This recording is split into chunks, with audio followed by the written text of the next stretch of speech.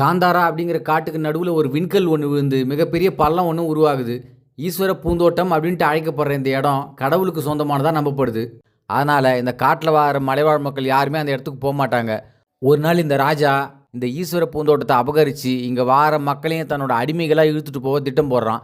அதனால் இந்த மக்கள் வணங்குற குளிகா தெய்வம் இந்த ராஜாவை அந்த இடத்துலையே கொன்று போட்டுருது. இவர் கூட வந்த இவரோட மகன் பயந்து போய் தன் அப்பாவோட வாளை மட்டும் எடுத்துக்கிட்டு அங்கேருந்து தப்பிச்சு போக முயற்சி பண்ணுறான்.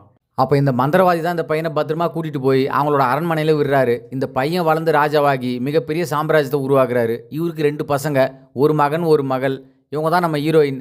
இவங்க பிறக்கும்போது உடல் அசைவற்று இறக்கும் தருவாயில் இருந்தாங்க. அப்போ இவங்க அப்பாவை அவரோட சின்ன வயசில் காட்டிலேருந்து அரண்மனை கூட்டிகிட்டு வந்து விட்ட அதே மந்திரவாதி தான் இவரோட இனத்து பெண்ணை இந்த குழந்தைக்கு தாய்ப்பால் கொடுக்க வச்சு அதன் மூலமாக இவங்களை குணப்படுத்துகிறாரு. இவர் தன் கண் முன்னாடியே தன்னோட அப்பா இறந்ததை பார்த்ததால இவருக்கு அந்த காட்டு மேலே இருக்கிற பயம் இன்னமும் குறையல. இவங்க நாட்டில் காந்தாரா அப்படிங்கிற பேரை கேட்டாலே எல்லோரும் பயப்படுவாங்க. ஒரு நாள் ஈஸ்வர பூந்தோட்டத்தில் இருக்கிற இந்த பள்ளத்தில் ஒரு குழந்தை ஒன்று அழுதுகிட்டு இருக்கு. அந்த குழந்தைக்கு பாதுகாப்பாக ஒரு புலி ஒன்று சுற்றி வந்துக்கிட்டு இருக்கு. அதை பார்க்குற இவங்க அந்த குழந்தைய எடுத்து வளர்க்குறாங்க. இந்த குழந்தை வளர வளர யார் கண்ணுக்கும் தெரியாத ஒரு பெரியவர் இந்த பையன்கிட்ட மட்டும் வந்து ஈஸ்வர பூந்தோட்டத்தை பற்றியும் பஞ்சுருளி தெய்வம் குளிகா தெய்வம் பற்றின விஷயங்கள் எல்லாம் சொல்லுவார். இப்படியே வளர்ந்த இந்த பையன் இன்னைக்கு இந்த மக்களோட தலைவன் மாதிரி வளர்ந்து நிற்கிறான். இவர் தான் நம்ம ஹீரோ. இங்கே இந்த ராஜா தன் மகனுக்கு பட்டாபிஷேகம் செஞ்சு வைக்கிறாரு. இவர் இந்த நாட்டுக்கே ராஜாவான பிறகும் நாட்டையும் நாட்டு மக்களையும் கவனிக்காமல் எந்நேரமும் நண்பர்களோடு சேர்ந்து குடிச்சிட்டு ஊதாரித்தனமாக சுற்றிக்கிட்டு இருக்காரு. இவர் ஒரு நாள் வீம்புக்கோசரம் வேட்டையாடுறதுக்காக காந்தாரா காட்டுக்கு போகிறாரு. ஆனால் அந்த காட்டோட எல்லையில் நுழையும் போது இவர் கூட வந்த வீரர்கள் எல்லாரும் மர்மமான முறையில் தாக்கப்பட்டு இறந்து போகிறாங்க. இதெல்லாம் எப்படி நடக்குது, யார் பண்ணுறாங்கன்னு தெரியாமல் பயந்து போன இவர் வந்த வழியே திரும்பி ஓடிடுறாரு. இதையெல்லாம் பண்ணதே நம்ம ஹீரோ தான்.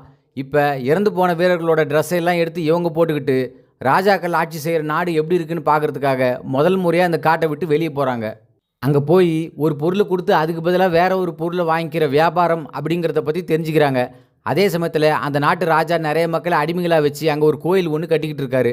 அப்போ இந்த வேலைகளை தன் பொறுப்பில் பார்த்துக்கிட்டு இருக்கிற அந்த நாட்டு இளவரசி அங்கே வரவும் நம்ம ஹீரோ அவங்கள பார்க்கவும் அப்போ தற்செயலாக ஒரு தேன்கூடு ஒன்று கலைஞ்சி அதுலேருந்து பறக்கிற தேனீக்கள் கிட்ட இருந்து இவர் நம்ம ஹீரோயினை காப்பாற்றுறாரு. அந்த சமயத்தில் இவங்க நம்ம நாட்டு படைவீரர்கள் கிடையாது அப்படின்னு தெரிஞ்சுக்கிற அந்த நாட்டு படைவீரர்கள் இவங்களை துரத்தவும் இவங்க ஜாலியாக அசால்ட்டாக அவங்ககிட்ட தப்பிச்சு போகிறாங்க. ஆனால் தற்செயலாக அவங்ககிட்ட மாட்டிக்கிறவங்கள ராஜா முன்னாடி நிறுத்துறாங்க. இவங்க எல்லாரும் காந்தாராவை சேர்ந்தவங்க அப்படின்ட்டு தெரிஞ்சதுமே எல்லாரும் கொஞ்சம் அலண்டு போகிறாங்க.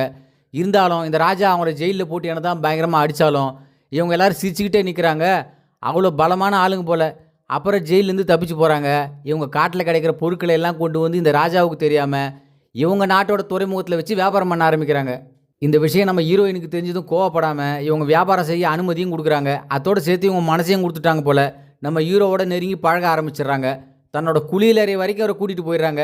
இதையெல்லாம் கேள்விப்பட்ட இவர் என் தங்கச்சியை மைக்கி இந்த நாட்டுக்கே ராஜாவாக பார்க்குறியான்ட்டு இரவு நேரத்தில் ஒரு பெரும்படையோடு போய் காந்தாராவில் இருக்கிற எல்லாரையுமே அட்டாக் பண்ணுறாரு.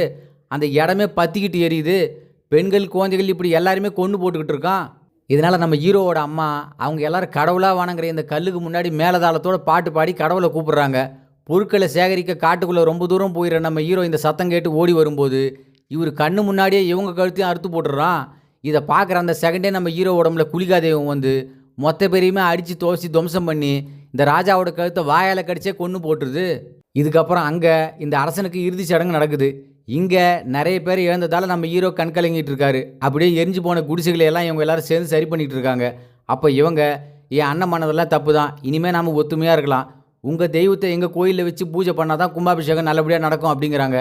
அதுக்கு இவரும் சரின்ட்டு ஒத்துக்கிட்டு இவங்க தெய்வத்தை கொண்டு போய் அவங்க கோயிலில் வச்சு கும்பாபிஷேகத்தை பிரம்மாண்டமாக நடத்துகிறாங்க. பாட்டு டான்ஸு நாடகம் இப்படி ஒரு திருவிழா மாதிரி கோலாகலமாக நடக்குது. ஆனால் மறுநாளே இவங்க இனத்தில் இருக்கிற எல்லா குழந்தைகளும் நோய்வாய்ப்பட்டு உயிருக்கு போராடிக்கிட்டு இருக்காங்க. இப்போ தான் நம்ம ஹீரோவுக்கு ஒரு உண்மை தெரியுது. இவங்ககிட்ட இருந்த தெய்வத்தை கொண்டு போய் அவங்க கோயிலில் வச்சு தீய மந்திரங்களால் கடவுளே கட்டி போட்டாங்க. காந்தாரா காட்டையும் ஈஸ்வர பூந்தோட்டத்தையும் அபகரிக்கணுங்கிற இந்த திட்டத்துக்கு மூளையாக இருந்து செயல்படுதே நம்ம ஹீரோயின் தான். இவங்களோட குளியல் அறைக்கு நம்ம ஹீரோவை கூட்டிகிட்டு போனது இவரை ஃப்ரெஷ் பண்ணுற மாதிரி இவரோட நகங்களை கொஞ்சம் வெட்டி எடுத்துக்குவோம், இவருக்கு தெரியாமல் இவரோட தலைமுடியை கொஞ்சம் கட் பண்ணி எடுக்கவும் தான்.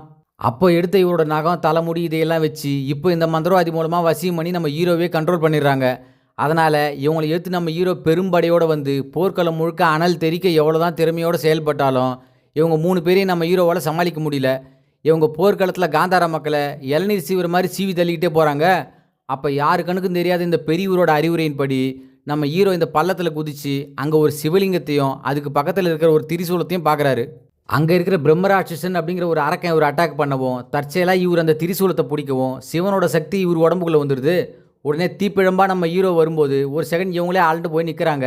பாஞ்சு வர்ற புலி இந்த மந்திரவாதியை கொன்று போட்டுருது. அப்போவும் ஆணவத்தோட பேசுகிற இவங்ககிட்ட சிவனோட சக்தி ஒரு பெண்ணை அழிக்கக்கூடாது அப்படின்ட்டு என் தங்கச்சி வந்து உன்னை கொல்லுவா அப்படிங்கிறாரு. உடனே சலங்க சத்தம் கேட்குது.